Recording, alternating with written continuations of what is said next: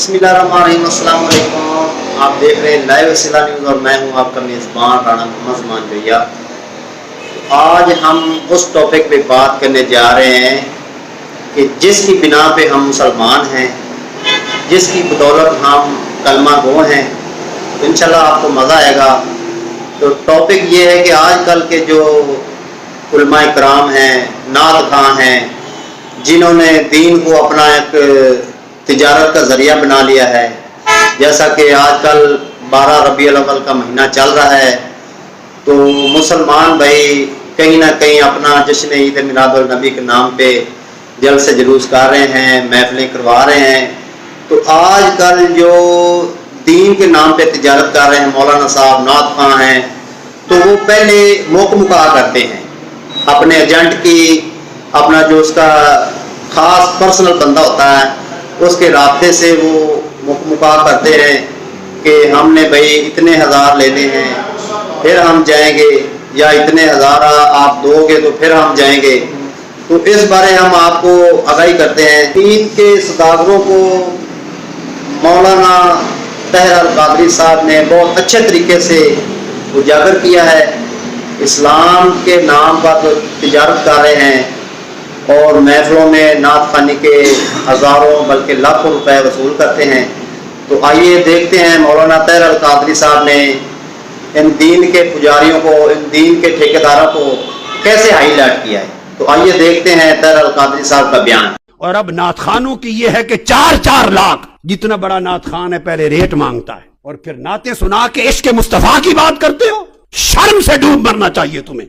कौन सा इश्क मुस्तफा का, जिस रसूल की नात सुनाने के लिए तुम रात को 2 लाख 3 लाख 4 लाख का रेट लो।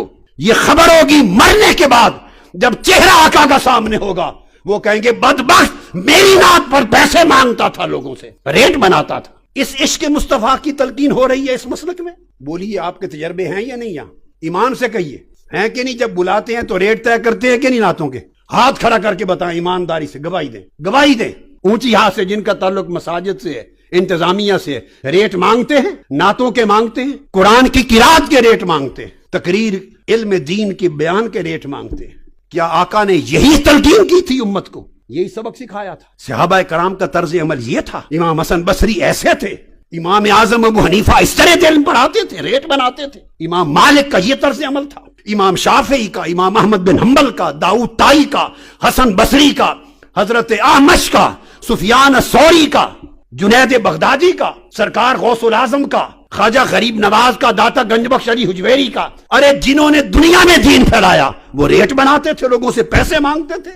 खुदा के लिए दीन को बेचना छोड़ दें। बरकतें उठ गई हैं, असरात उठ गए हैं। ऊपर से लिबास के हमने ढोंग बना रखे हैं, पटके दोहरे करके गले में डालते हैं, 2-2 3-3 चादरें लपेटते हैं, ऊपर दाढ़ियां लंबी बड़ी रख लेते हैं। अरे इन बड़ी साइज की दाढ़ियों से क्या मिलेगा कि दाढ़ी का दिखलावा भी पैसे के रेट बनाने के लिए हो। उस गले से क्या लोगे, सुर से जो हुजूर की नात फरी नहीं पड़ता, मुफ्त नहीं पड़ता। उस तकरीर से क्या लोगे, उस इल्म से क्या सीखा जो अल्लाह और अल्लाह के रसूल की बात लोगों को पैसे डॉलर लिए बगैर नहीं सुनाता। तकरीरों करने वालों ने, नाते पढ़ने वालों ने, किरात ने सेक्रेटरी रखे हुए हैं, मैनेजर रखे हुए हैं। अब खुद बात नहीं करते, कोई ऑफर दे, वो सेक्रेटरी से बात कर लो, वो फिर रेट तय करता है, फिर वसूली करता है, फिर कंफर्म करते हैं, तो फिर उसके बाद साहब बहादुर चलते हैं वहां से। और नाम औलिया का लेना, हम उनके पैरोकार हैं। ये औलिया की पैरोकारी, ये सूफिया की पैरोकारी है, ये अल्लाह वालों का तर्ज अमल है। इसने मसलक को बर्बाद कर दिया है और नौजवान नस्लों को बेजार कर दिया है, मुतनफिर कर दिया है। वो अकीदे छोड़ के जा रहे हैं। वो देखते हैं कि जिसका नाम लो, जो दीन का सतून जिसको जानो, वही पैसे के लिए सौदागर है। तो कौम और नौजवान नस्ल क्या सीखेगी?